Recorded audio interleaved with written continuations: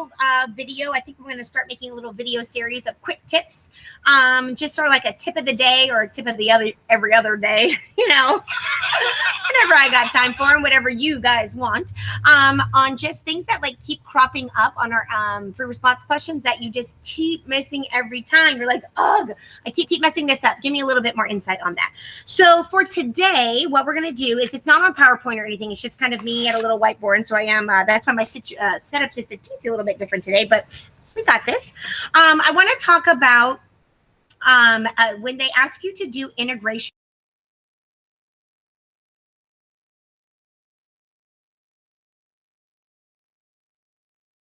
Okay, so hopefully it's switching on over here. Okay, so I'm going to talk about when we do integration, when we do separation of variables, when you have to solve for C and you end up having to take E of both sides. I know that that can be just a little bit tricky, and so I wanted to provide like a little space to like go over that just a smidge.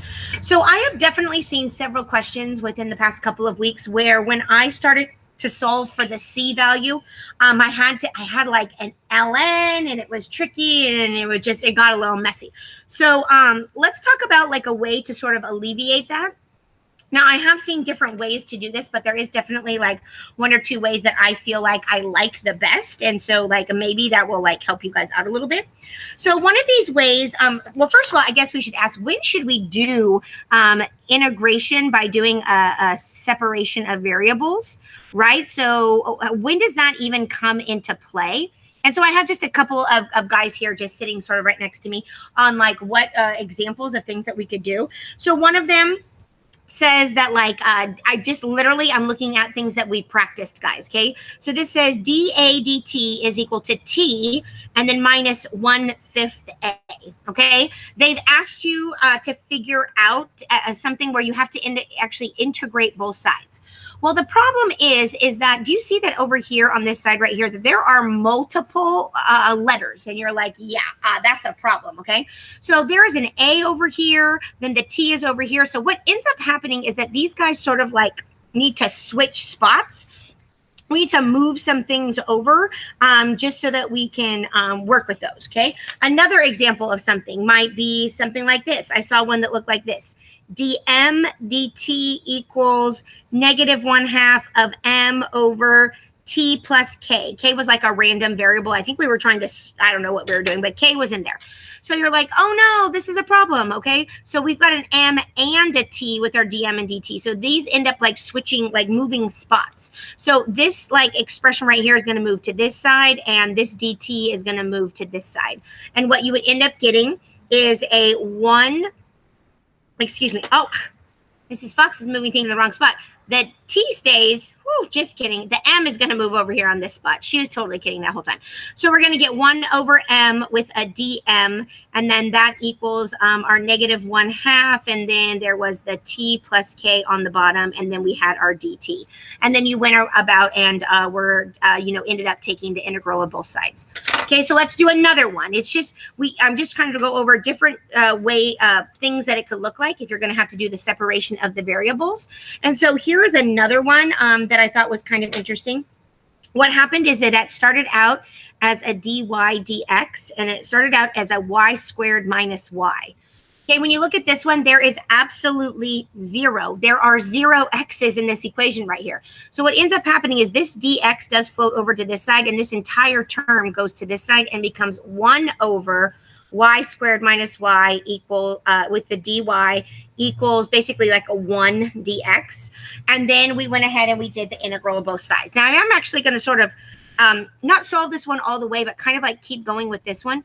When we integrate both sides, over on this side right here, I actually ended up having to do partial fractions. Okay, not a big deal. We know how to do that. And then over here it was kind of easy just to do the antiderivative. It was just an x. So I'm going to erase this just a little bit, and I'm going to sort of like skip ahead in steps. What happened when I did my partial fractions is that I ended up getting the integral of -1 over y, and then plus 1 over y plus 1 for my dy side. And then over here, I had the integral of the 1 dx. x, okay? So that's what happened over there. So I'm going to go ahead and actually try to finish this problem, and I'm going to talk about a strategy that I think is really helpful to solve for the c value. So if I do the antiderivative of both of these, this turns out to right here, the negative of the natural log of the absolute value of y plus the natural log of the absolute value of y plus 1. Normally there would be a plus c, but since we're doing it to both sides, we're just going to do 1 plus c. So this ends up being an x and then plus c. What they asked us for is to find an equation for this, and they gave us an initial condition. There was an initial condition that for this function that it was at 0, -2. So there was the initial condition of 0, -2 that I'm going to use to solve for. So normally in situations like this, you're like, oh, okay, you go ahead and you like plug in 0 for y and -2 for x.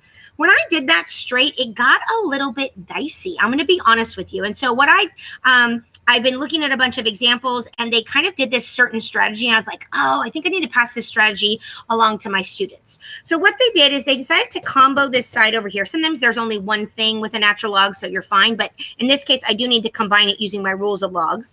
So I did the natural log of the absolute value of y plus 1 over y, because this was a negative, and so it becomes a division. And then this equals x plus c. So I'm still not going to put in my initial conditions yet. Instead, what I'm going to do is I'm going to try to get this to be more y equals-ish, even though it's still going to have like more than one y. But what I'm going to do is I'm going to take the e of both sides, okay? So what happens when I take the e of both sides is that this e and ln get to cancel, and all I'm left with is y plus 1 over y, the absolute value. And then that equals, and now you're like, oh, shoot, what am I supposed to do with this guy over here? So I want to go to a little sidebar over here. Guys, if you have something like e to I don't know, like 2 plus 3, something like that, doesn't that mean that that used to be e squared times e to the third? Isn't that kind of what that means when you have like a plus sign? So what I'm going to do is I'm going to sort of like separate this, right? So this is going to be like an e to the x times an e to the c, okay? And so this e to the c is a number. It's a constant. So here's the deal. The e to the c is also now just a number. And so instead of keeping it as e to the c, I'm just going to consider this in itself a number. And a strategy that what I've seen a lot of examples do is what they went ahead and did is they just changed this to a new letter, right? Some of them make it back to be a C. Other places used a capital D. And that's what I actually think I'm going to do. So this is going to turn into right here, basically an e to the x times an e to the c. And then I'm going to just change this to be the letter D, to be a constant. So this is going to be D and then times e to the x. And now it's actually so much easier to go ahead then and solve for that. Now, instead of the c value, it's now going to be the d value. It's just going to be much easier to do. So what you're going to do is you're going to plug in the 0 and the -2. Okay, so this becomes over here on this side, this is a -2 minus 1 for the y's. So that, -2 plus 1. So that's like a -3 on the top over a -2 on the bottom, absolute value equals D and then times e to the 0. Well, e to the 0 happens to just be a 1, right? Anything to the 0 power. And so I just get D equals 3/2. And isn't that just so much easier than trying to like fiddle with it after it's done? And so the very end of this question was like, oh, what's the equation? Well, it's a little hard to separate this. And so they said you didn't have to, but the answer was going to be the absolute value of y plus 1 over y. And then that equals 3/2 of e to the x. And then that was the answer. And that's all you had to do. So this was your equation that you got to do to solve for the equation. So basically what I just wanted to go over is that topic of how to like reconcile when you have to take the e of both sides and then you end up getting like a sum up here. And then I think that the wisest decision is to kind of call that e to the c value just another constant. And then I chose the letter D. You could probably use any kind of a letter, but I just find that that's a little bit easier. So that is our tip of the day, ladies and gentlemen. And so I guess you'll stay tuned when we have another tip of the day. If you have a suggestion for the tip of the day, right? Like, I pushed the wrong button. That's so silly. If you have a suggestion for a tip of the day, can you please text it to me, send it to me and remind, do something. You're like, Mrs. Fox, I'm always having trouble with, fill in the blank, right? Whatever that thing is, and then go ahead, tell me that, and we'll try to make a video for it. And it's just all about the learning and smoothing things out. Okay, I think that's it, guys. Have a wonderful rest of your day. Keep on those FRQs, and I'll see you when I see you. Bye.